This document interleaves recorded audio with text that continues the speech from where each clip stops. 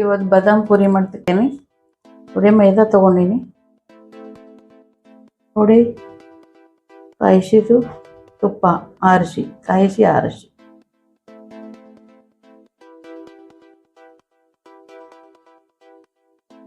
ಈಗ ಚಂದ ಮಿಕ್ಸ್ ಮಾಡ್ಕೋಬೇಕು. ತುಪ್ಪ ಮಿಕ್ಸ್ ಮಾಡೋದಾಯ್ತು. ತುಪ್ಪ ಹಾಕಂದ್ಮೇಲೆ ಮಿಕ್ಸ್ ಮಾಡಿದ್ಮೇಲೆ ಈ ಥರ ಉಂಡೆ ಆಗ್ತದ ಹಿಟ್ಟ ಮೆತ್ತಗೆ. ಈಗ ಸ್ವಲ್ಪ ನೀರು ಹಾಕ್ಕೊಂಡು ನಾದಬೇಕು. ಚೆಂದಾಗಿ ಮಿಕ್ಸ್ ಮಾಡಿ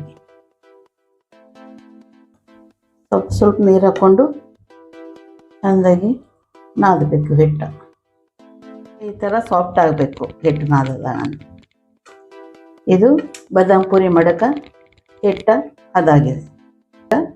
ಸ್ವಲ್ಪ ರೆಸ್ಟ್ ಮಾಡೋಕೆ ಇಡ್ತೀನಿ 5 ನಿಮಿಷ. ಪಾಕ ತಯಾರು ಮಾಡ್ಕೊಳ್ತೀನಿ. ಗ್ಯಾಸ್ ಚಾಲೂ ಮಾಡಕತ್ತೀನಿ. ಸ್ವಲ್ಪ ಸಕ್ಕರೆ ಹಾಕ್ತೀನಿ ಪಾಕ ಸಲಗ.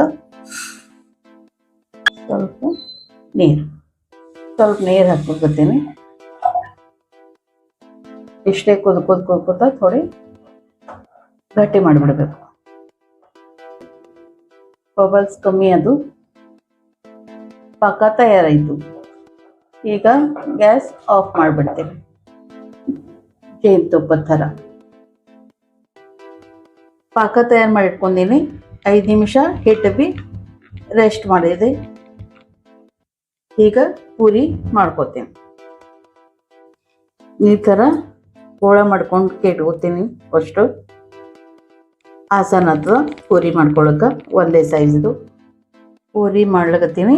ತೋರಿಸ್ಲತ್ತೀನಿ ಪೂರಿ ಹೆಂಗೆ ಮಾಡೋದು. ಹಿಂಗೆ ಫೋಲ್ಡ್ ಮಾಡಿ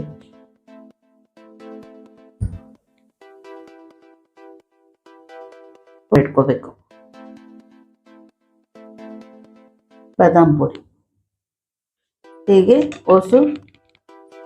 ಇದೇ ಥರ ಮಾಡಿಟ್ಕೋಬೇಕು. ಎಣ್ಣೆ ಗರಂ ಆಗ್ಯದ. ಈಗ ಬಾದಾಮ್ ಪೂರಿ ಕರಿತೀನಿ.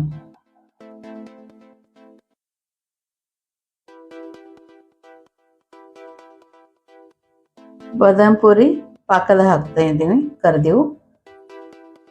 ಕರೆದಿಟ್ಕೊಂಡೀನಿ ಇಷ್ಟು.